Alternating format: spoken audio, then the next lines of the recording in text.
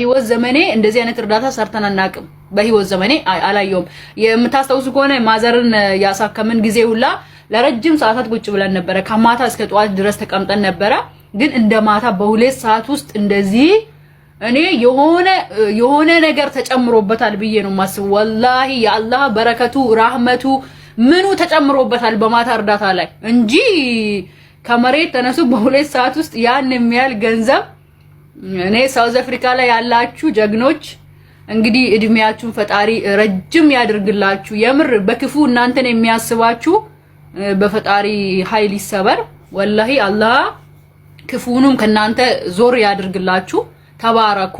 የምር ወላሂ በቃ የምታስቡትን ነገር በሙሉ እጥፍ ድርቡን ይስጣችሁ። እጥፍ ድርቡን እኔ ከሰጣችሁት በላይ ይስጣችሁ። እናንተ ቆጥራችሁን የሰጣችሁትና የማይቆጠረውን ደግሞ አላህ ይስጣችሁ። ለእናንተ በሱ ከለላ ስር ተደብቃችሁ ኑሩ።